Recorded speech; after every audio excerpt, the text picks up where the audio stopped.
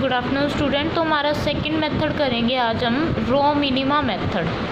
तो row minima method में क्या होता है कि हमारे पास जो टेबल गिवन होती है ट्रांसपोर्टेशन वाली, ओरिजिन और डेस्टिनेशन की, उसमें हमारी कॉस्ट गिवन होती है, रो और कॉलम होती है, जैसे ये वाली है रो है कॉलम है। तो यहाँ पे हमारी कॉस्ट गिवन है। तो हम क्या करते हैं, यहाँ पे हम पहले फर्स्ट रो चेक करते हैं, उस रो में जो मिनिमम होता है वहाँ पे हम क्या करते हैं, अमाउंट को असाइन कराते हैं, मतलब उस सेल को क्या करते हैं, फिल कराते हैं, एलोकेशन कराते हैं उसी सेल में। ठीक है, तो यहाँ पे देखो इसका मेथड देख लेते हैं। मेथड के बाद आपको मैं क्वेश्चन कराऊंगी जहाँ से आपको ये बिल्कुल क्लियर हो जाएगा। तो फर्स्ट स्टेप क्या है, the smallest cost in the first row of the transportation table is determined. तो सबसे पहले हम फर्स्ट रो जो होती है, जैसे कि ये फर्स्ट रो है, तो हम इस ट्रांसपोर्टेशन टेबल की फर्स्ट रो में जो स्मॉलेस्ट कॉस्ट है उसको डिटरमाइन करते हैं। जैसे यहाँ पे क्या है, 3 है। ठीक है, फिर क्या होता है, let it be CIJ, allocate as much as possible amount x1j minimum of A1BJ in the cell 1j so that either the capacity of origin O1 exhausted or the requirement at the destination DJ is satisfied or both. फिर हम क्या करना होता है कि हमें पता चल गया कि ये वाला क्या था, ये वाली कॉस्ट क्या थी, मिनिमम थी। तो ये जो हमारी सेल है, ये कौन सी सेल होगी, 1 2। ठीक है, ये 1 2 सेल हो गई। इसमें हम एलोकेशन कराएंगे अवेलेबिलिटी और डिमांड में से। ठीक है, तो यहाँ पे हम देखेंगे कि इन दोनों में से मिनिमम कौन सा है। अब जैसे यहाँ पे डिमांड मिनिमम है हमारी, 25 मिनिमम है, मतलब कि BJ जो है वो मिनिमम है। तो यहाँ पे हम 25 की एलोकेशन करा देंगे। ठीक है, और ये कह रहा है कि जो भी एलोकेशन हम कराते हैं, जिसकी भी, जैसे हमने अब किसकी कराई, डिमांड की, मतलब कि हमने डेस्टिनेशन की जो डिमांड थी, जो स्टोर की जो डिमांड थी वो फुलफिल होगी, क्योंकि हमने 25 यहाँ पे फिल करा दिया। तो उसकी डिमांड क्या होगी, सेटिस्फाई होगी। तो हम उस रो को क्या वो जो कॉलम है उसको क्या कर देंगे, डिलीट कर देंगे। ठीक है, और अगर इसी जगह पे क्या होता, 34 की जगह यहाँ 25 होता है, यहाँ 34 होता, तो हम क्या करते, इस अवेलेबिलिटी को यहाँ पे असाइन करा देते। मतलब कि जो ओरिजिन की जो अवेलेबिलिटी थी वो फुल एग्जॉस्टेड हो जाती, मतलब उसके पास जितना मटेरियल था वो उसने फुल भेज दिया, मतलब इसके पास कुछ नहीं बचा, तो हम इस रो को डिलीट कर देते। ठीक है, इसका कहने का मतलब यही है। अब देखो, अब इसके बाद ये क्या बोलता है स्टेप सेकंड में, if x1j equal to A1। अब वही बात बोल रहा है ये कि अगर हमारा अमाउंट है वो आता है, अगर अवेलेबिलिटी फिल होती है, जैसे कि यहाँ देख रहे थे हम, अगर यहाँ पे ये A1 हमारी सेल में फिल होता है, ठीक है, A1 फिल करा दिया, तो उस टाइम पे जो अवेलेबिलिटी थी ओरिजिन के पास में वो क्या हो जाएगी, कम्प्लीटली एग्जॉस्टेड, मतलब वो ख़त्म हो गई, अवेलेबिलिटी रही नहीं। तो हम क्या करेंगे, cross out the first row of the table and move down to the second row. तो हम फर्स्ट रो को क्या कर देंगे, क्रॉस कर देंगे, डिलीट कर देंगे और सेकेंड रो में चले जाएंगे। ठीक है, और अगर सेकंड केस क्या है, अगर हमारा x1j इक्वल टू BJ है, मतलब वो रिक्वायरमेंट के इक्वल है। अगर हमने रिक्वायरमेंट मतलब 25 को यहाँ पे क्या किया है, एलोकेट कराया है, तो उस टाइम पे क्या करेंगे, जो रिक्वायरमेंट है डेस्टिनेशन की वो सेटिस्फाई हो जाएगी, मतलब डेस्टिनेशन की जितनी डिमांड थी, जितनी रिक्वायरमेंट थी वो सेटिस्फाई होगी। तो इस टाइम पे क्या करेंगे, हम इस कॉलम को क्या कर देंगे, क्रॉस आउट कर देंगे। ठीक है, क्रॉस आउट कर देंगे jth कॉलम को and reconsider the first row with the remaining availability of origin.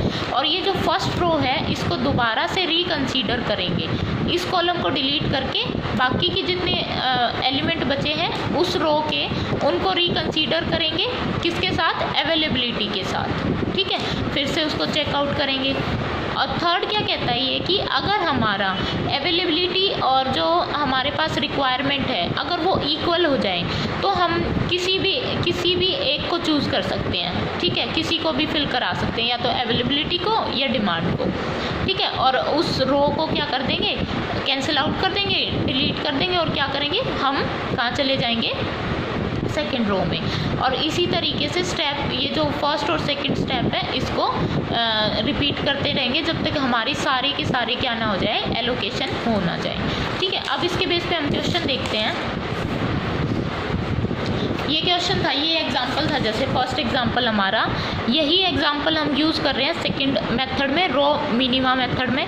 तो अब यहाँ से देखो हमारे पास ये गिवन है, हम क्या करते हैं, सबसे पहले इसको वेयर हाउस एंड फैक्ट्री की फॉर्म में लिख लेते हैं, टेबल की फॉर्म में, F1 F2 F3, यहाँ पे W1 W2 W3 W4। ठीक है, अब यहाँ पे देखो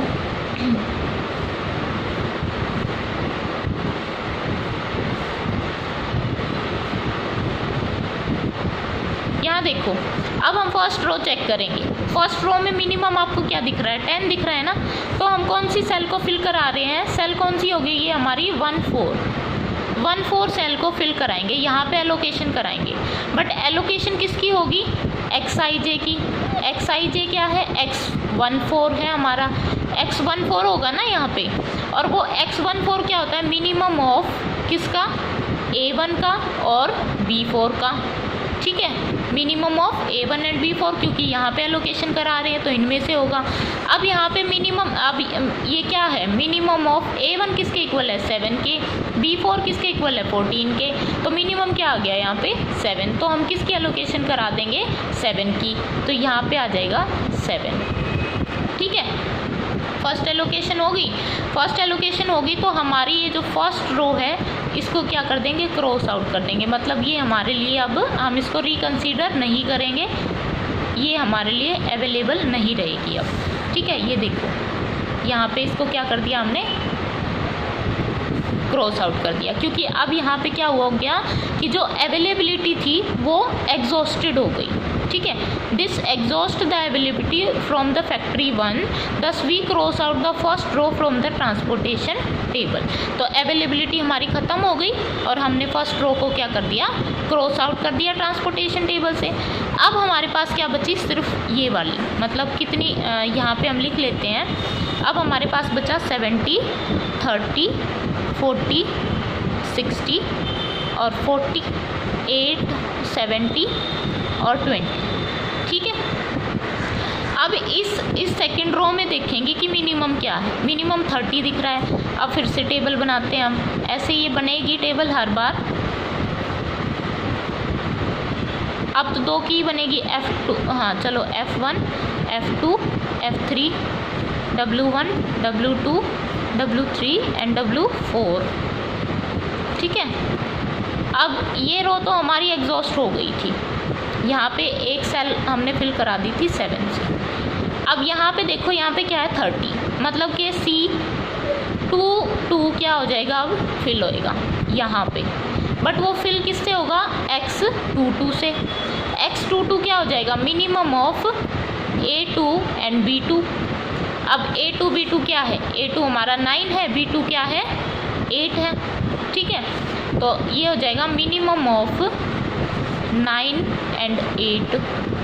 तो मिनिमम क्या आ गया, 8 के इक्वल, मतलब कि B2 फिल करा रहे हैं हम, B2 फिल करा रहे हैं, यहाँ पे 8 आ गया ये अमाउंट। इसका मतलब क्या है कि इसकी जो वेयर हाउस की जो डिमांड थी वो सेटिस्फाई हो गई। डिमांड सेटिस्फाई होगी तो हम इस कॉलम को क्या कर देंगे, क्रॉस आउट कर देंगे।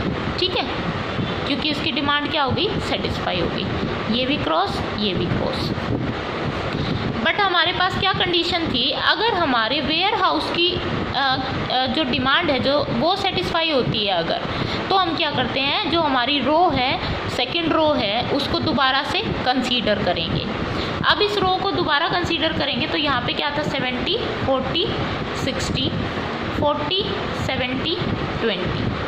अब इस सेकंड रो में फिर से मिनिमम क्या है, 40 है हमारा। तो हमको अब कौन सी सेल फिल कराएंगे हम, यहाँ पे देखो F1 F2 F3 W1 W2 W3 and W4।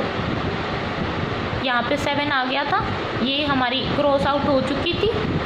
यहाँ पे 8 आ गया था और ये कॉलम हमारा क्या हो चुका था, क्रॉस आउट हो चुका था।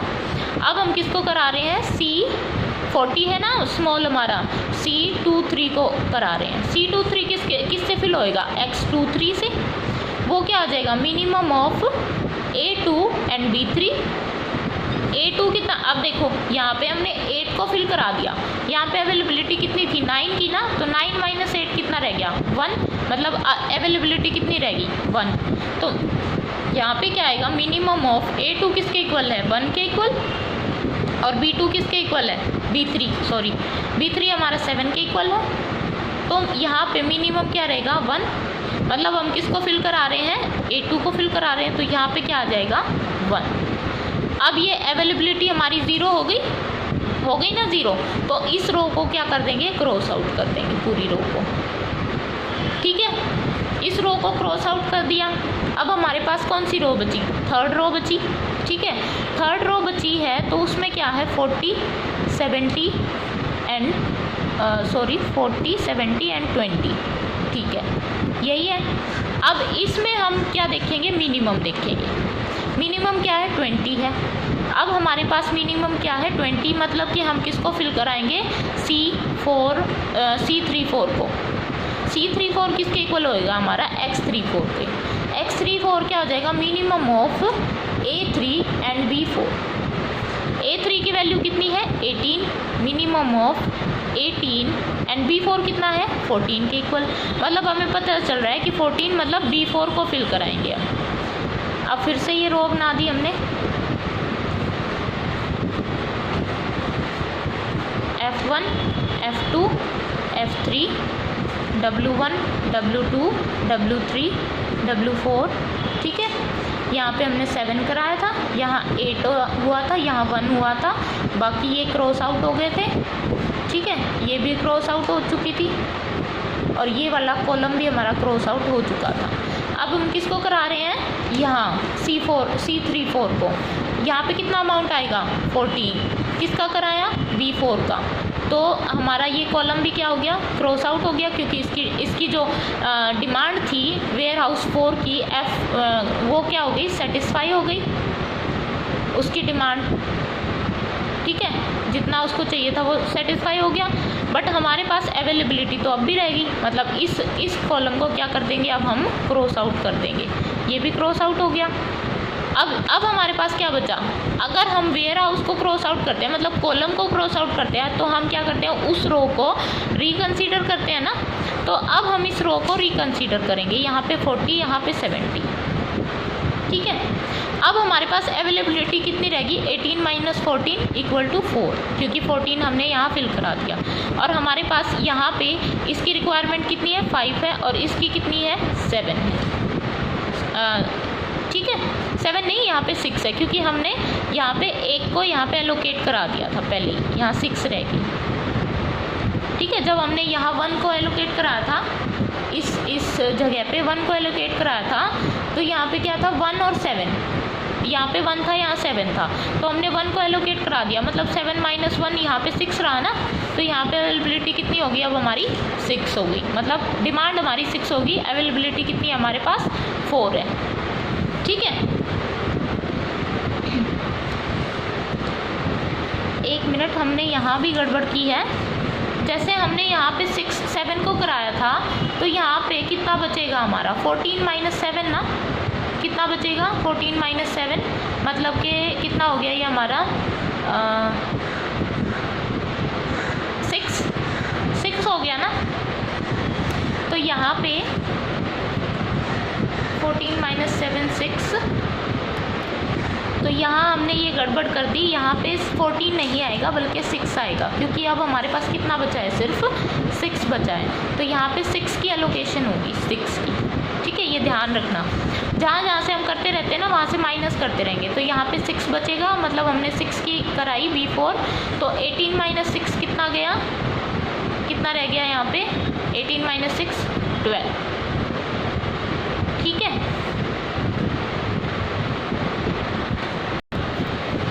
सॉरी यहाँ पे फिर गलती हो गई, 14 माइनस 7 मतलब कि यहाँ पे कितना हो गया 7। ठीक है, और यहाँ पे फिर 7 आ जाएगा। 18 माइनस 7 गया तो कितना बच गया हमारे पास, 18 में से 7 गया तो ये 7 को एलोकेट कराया हमने यहाँ पे B4 इक्वल टू 7, 18 माइनस 7 गया तो 11 बचेगा। तो यहाँ पे कितना रह गया हमारा 11, यहाँ पे 5, यहाँ पे 6। अब इनमें से मिनिमम देखेंगे तो मिनिमम क्या है 40। तो हम किसको फिल करा रहे हैं अब C31 को। C31 क्या होता है X31 के, वो क्या होएगा minimum of A3 and B1। अब A3 किसके इक्वल है मिनिमम ऑफ A3 हमारा 11 के इक्वल है और B1 कितना है 5 के इक्वल है। तो यहाँ पे क्या कर देंगे हम 5 को फिल कराएंगे, वो क्या है B1 के इक्वल। तो यहाँ पे अब देखो F1 F2 F3 W1 W2 W3 W4, यहाँ 7 कराया था, यहाँ 8 कराया था, यहाँ 1, यहाँ पे 6 हुआ था और ये सब कैंसिल आउट हो चुके थे। अब यहाँ कितना, ये कैंसिल आउट हो गया था, ये भी हो गई थी, ये भी हो गया था और ये भी हो गई थी। ठीक है, अब यहाँ कराना है हमें तो कितना होएगा 5। ठीक है, तो ये भी क्रॉस हो गया क्योंकि हमने किसको कराया, अब वेयर हाउस की क्या B1 हुआ है ना, तो वेयर हाउस सेटिस्फाई हुआ है तो इस कॉलम को क्रॉस कर देंगे।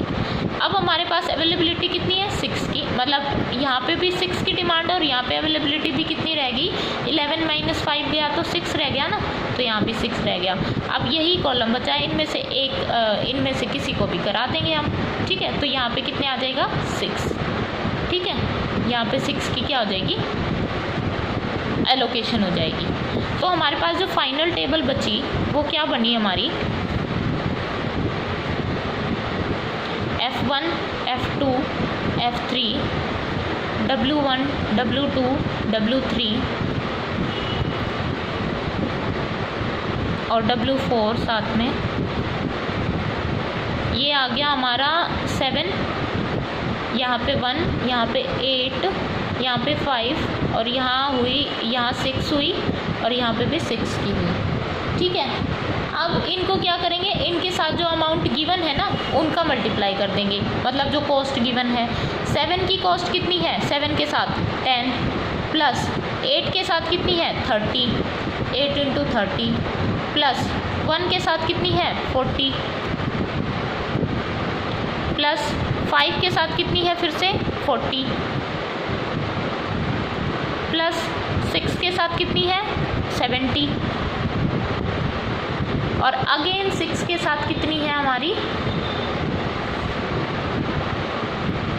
20। ठीक है,